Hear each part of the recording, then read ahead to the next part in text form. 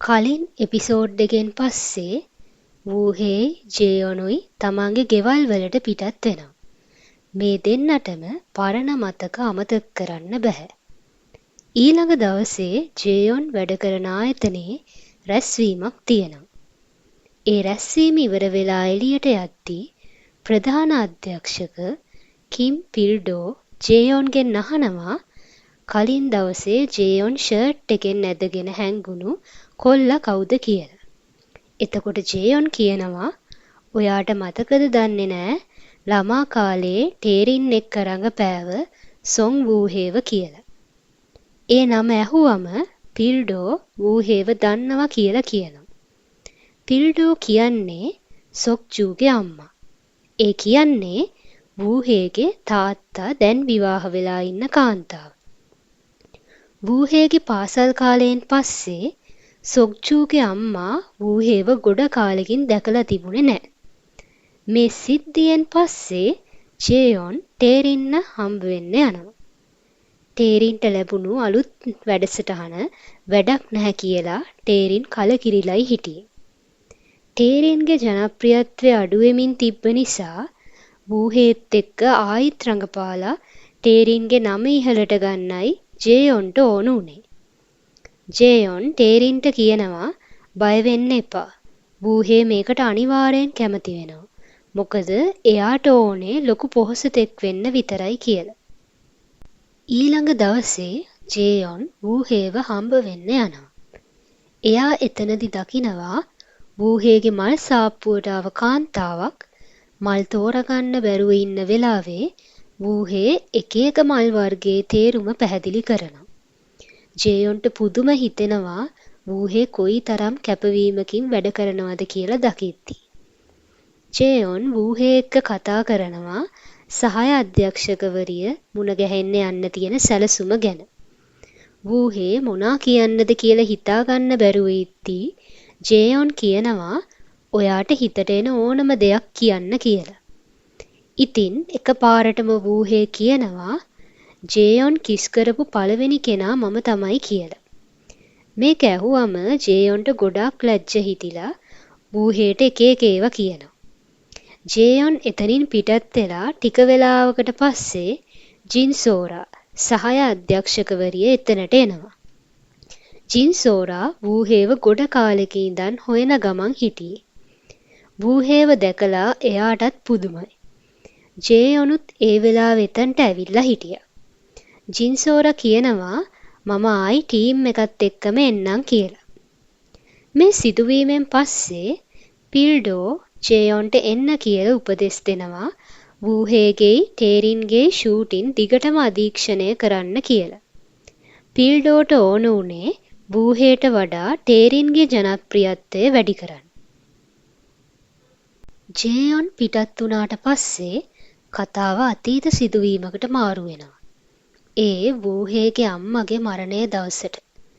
සමාගමේ ඔක්කොම මුදල් තැන්පත් කරපු ඒජන්සියගේ අධ්‍යක්ෂකවරයා ඒ සල්ලිත් තරම් පැනලා ගිය නිසා වූහේගේ අම්මා සියදිවි නසා ගන්න තීරණය කරනවා.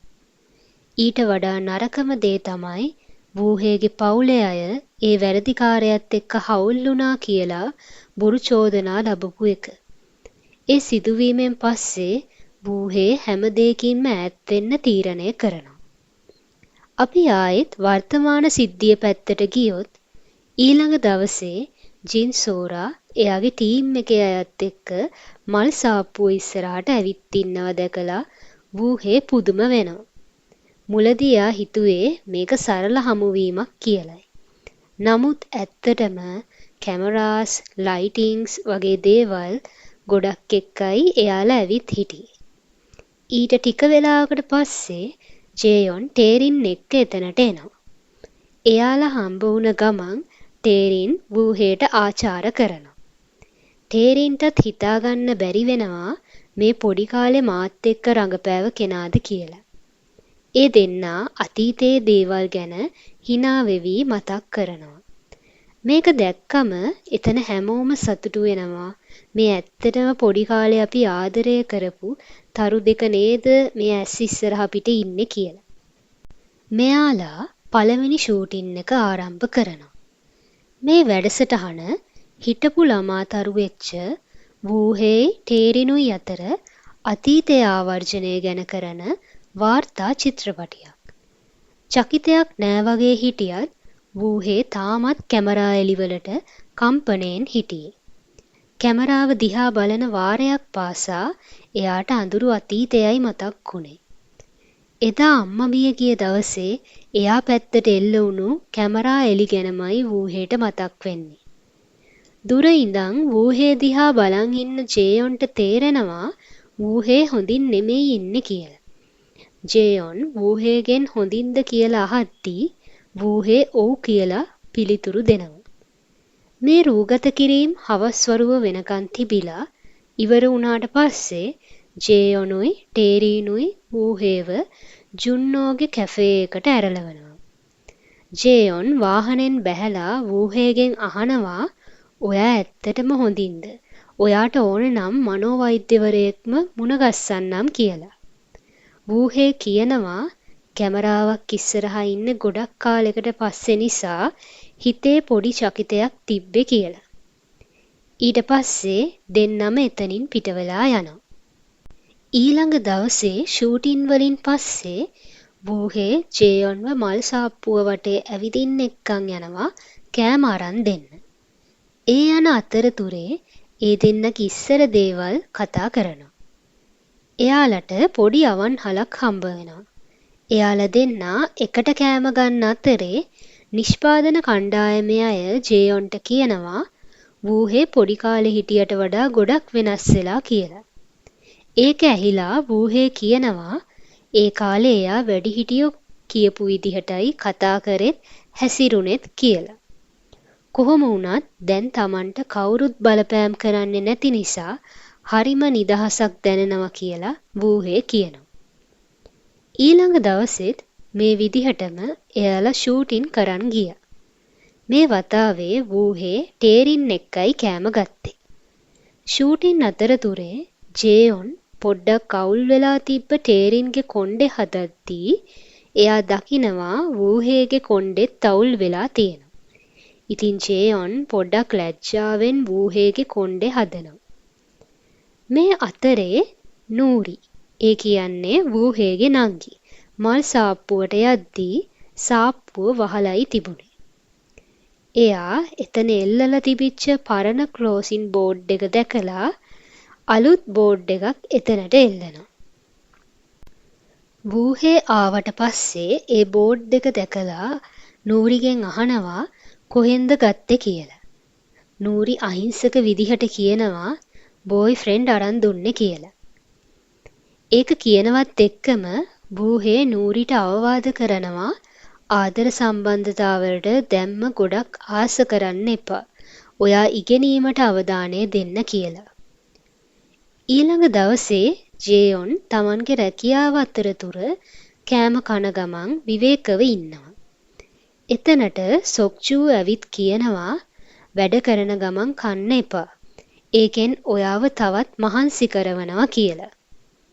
මේක කියනවත් එක්කම සොක්චූට ඇහෙනවා එතනට ආව මිනිස්සු දෙන්නෙක් වූහේගේ අතීතය ගැන කතා කරන ගමන් එයා කලින් වංචාකාරයෙක්ගේ පුතෙක් නිසා ඒක කතාවේ රඟපාන ටේරින්ටත් ප්‍රශ්නයක් වෙයි කියලා කතා වෙනවා. ඒක ඇහුණ ගමන් සොක්චූ එතනට ගිහින් කපටිකමින් ඒ දෙන්නව පිටත් කරනවා. ඒ මොකද ජේයොන්ට මේක ඇහුනම එයා දුක් වෙයි කියලා සොක්චූට හිතෙනවා. ඔෆිස් රූම් එකේදී ටේරිනුයි අධ්‍යක්ෂක කිම් පිල්ඩෝයි පුංචි කතා බහක ඉන්න අතරතුර එතනට සොක්චූ ආවම ටේරින් පුදුම වෙනවා. පිල්ඩෝ මේ මගේ පුතා කියලා සොක්චූව අඳුන්වලා දෙනවා. ඊළඟ දවසේ වූහේට සොක්චූගෙන් මල් බොකේ එකක් තෑගි ලැබෙනවා. ආයෙ රඟපාන්නාවට සුබ පතලා පණිවිඩයකුත් එවලයි තිබ්බේ. එතන ජේයොන් වගේම ටේරිනුත් හිටපු නිසා එයාලා පුදුම වෙනවා වූහේයි සොක්චූයි සුළු සහෝදරයන් කියලා දැනගත්තම. එතනදී ජේයොන් වූහේට කියනවා තමන් වැඩ කරන සමාගමේ ප්‍රධාන විධායක නිලධාරියා කිම් පිල්ඩෝ කියලා. වූහේ ටික වෙලාවක් නිශ්ශබ්දව ඉන්නවා. කොහොම වුණත් අන්තිමේට පිල්ඩෝව හම්බ වෙන්න වූහේ හිත හදාගෙන යනවා. ඒ යද්දී තමන්ගේ පාසල් කාලයේ පිල්ඩෝ එවපු මුදල් ආපහු එයාටම දෙන්න අරන් යනවා. පිල්ඩෝ වූහේ දිහා පුදුමයෙන් බලනවා. එයා වූහේට කියනවා මට ඔයාව මතක ඉස්කෝලේ යන්න නැතුව හෝටල් වල වැඩ කරන්න ගිය දගකාර ළමයා විදිහට කියලා. පිල්ඩෝ දැන් තේරුම් අරන් ඉන්නේ වූහේ එහෙම ගියේ නූරිව ජීවත් කරන්න ඕන නිසා කියලා. මේ කතාබහෙන් පස්සේ වූහේ එතනින් hina වෙලා පිටත් වෙනවා. කතාවේ අනිත් පැත්තෙන් ජේයොන් ඇඳුම් කඩේකට ගිහින් වූහේට දෙන්න ෂර්ට් එකක් තෝරනවා. ඒ තෝරන අතරතුර හදිස්සියේ කෝල් එකක් එනවා. ඒ කෝල් එකෙන් පස්සේ ජේයොන් ෂොක් වෙලා වගේ බලාගෙන ඉන්නවා. ඒ අතරේ ඔෆිස් එකේදී හනා පිල්ඩෝව හම්බ වෙන්න ඇවිත් කියනවා නරක ප්‍රවෘත්තියක් පැතිරීගෙන යනවා ටේරින් ජනප්‍රිය වෙන්න ඕන නිසා වූහේගේ අපකීර්ති වෙච්ච අතීත කතාව ප්‍රයෝජනයට ගන්නවා කියලා. මේ අතරේ මල් සාප්පුවේදී වූහේ මල් පෝච්චියක් හදන ගමන් ඉන්නවා. එයා මේ කටකතා ගැන කිසිම දෙයක් දැනන් හිටියේ නැහැ. වූහේ එයාගේ ෆෝන් එක අතට ගත්තම දකිනවා මිස් කෝල්ස් ගොඩක් ඇවිත් තියෙනවා. එයා කෝල් බැක් කරනවා ජින්සෝරට. ජින්සෝර බයෙන් ඉඳලා තියෙන්නේ වූහේ මේ කටකතා අහලා අදහස අත්හැරගත්තා කියලා. සෝරා ලිපිය ගැන වූහේට පැහැදිලි කරද්දී එයාට මතක් වුණේ අම්මගේ මිනිය තැන්පත් කරපු දවසේ වෙච්ච නරක සිදුවීම. ඒත් එක්කම හදිස්සියෙන්ම ජේයොන් ඇවිත් වූහේව පිටිපස්සෙන් වැළඳ ගන්නවා. ජේයොන් වූහේට කියනවා මට සමා වෙන්න මම මේක ආයෙත් හරි ගස්සනවා කියලා. එතකොට වූහේ කියනවා ආයෙත් පාරක් වැළඳ ගන්න පුළුවන්ද කියලා. ඉතින් ජේයොන් වූහේව තදින්ම වැළඳ ගන්නවා. එහෙනම් අපි ඊළඟ එපිසෝඩ් එකෙන් හම්බ වෙමු. අපේ channel එක subscribe කරලා තියාගන්න.